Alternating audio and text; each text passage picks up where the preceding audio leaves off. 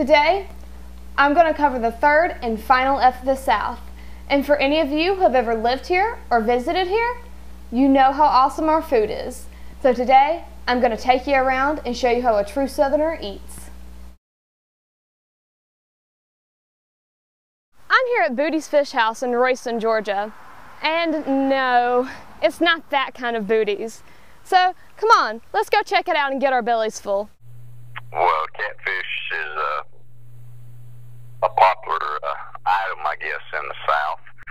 And just the fact that a lot of stuff is homemade, whereas you go to chains, it's prepackaged. And then you have the hometown atmosphere, just like people come in here. Well, it's a family business. I retired from the military, come out and took over family business. Booty actually started cooking fish for people in around 1950, and then he started Booty's Fish House in 1954, and it was in an old chicken house building, and he ran that until approximately 1985, and that building burned. And then he rebuilt the present building, and then my dad bought it in 87, I think, and ran it till life and got it. And then for the most part, it's been the same. It's changed to a buffet at some point in time over the years, but we still have catfish like we did back in 1954 and homemade hush puppies. Booty's may be known for their catfish, but in my opinion, you can't beat the taste of a Booty's Fish House fried oyster.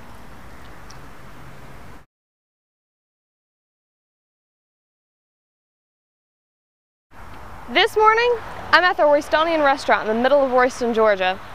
And this is where, well, Roystonians come to get some good eating. She's owned it since she was about 19, I guess, and now she's 36. Her and her husband own it now, officially. What's your favorite thing on the menu? Cabbage and fried chicken. I know many of you probably don't know what this is, but this is one of my favorite things about the Roystonian. This is grits, and in my opinion, the Roystonians got the best around.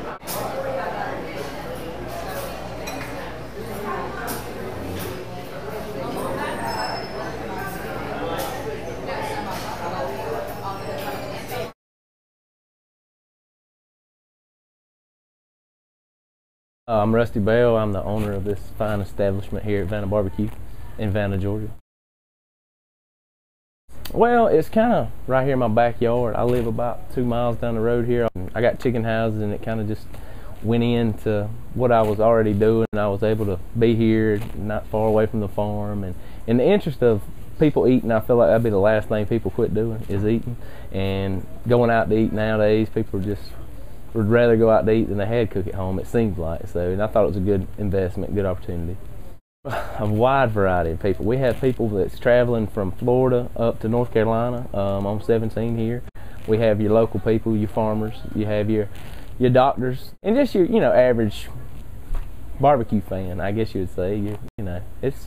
I enjoy the people. That's the best part of probably my job, is meeting new people and seeing people come back, again. 'Cause, I actually learned from the people that had this place before I did. I've always cooked at home, grilled myself, but it's different. This is slow cooked. We cook 14 hours on hams, and our ribs cook around 3 to 4 hours. It's a different kind of, because you're smoking the meat and trying to give it smoke flavor, plus trying to keep it where it's still moist. So I would say our Brunswick stew is different than really anybody's around here, and a lot of people really talk about that. And our ribs, we use a St. Louis style rib, and they're really good. They're better to me than baby backs because they got a little more meat on them, but they're just as tender as a baby back. If you never tried them, you need to come try our ribs out. So.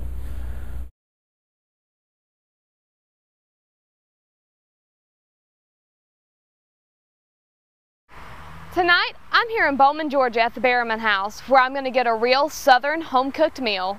Let's see, my grandparents moved up here in 1990, and they, in 92, I believe, they decided that they wanted to try to start a restaurant here.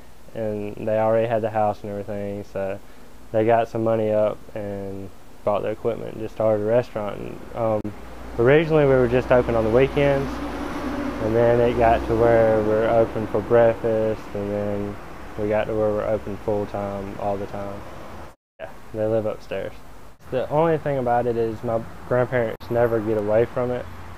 No matter what, you're always here. Even whenever you go home, you're still working. So it's I don't like it in that aspect because they don't ever get time to themselves. But other than that, it's pretty cool, I guess. We have everything between hamburgers to chicken to catfish to anything you really want, we got it. We have a lot of farmers and a lot of old country people, really. And everybody here, 90% of the time if you walk in the room, everybody in there is talking to each other. Everybody knows each other. We all grew up around the town and just in the area. And so everybody's friends and everybody really knows and talks to each other.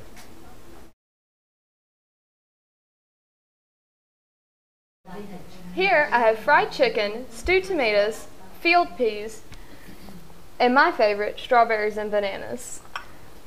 And what would a southern meal be without the sweet iced tea?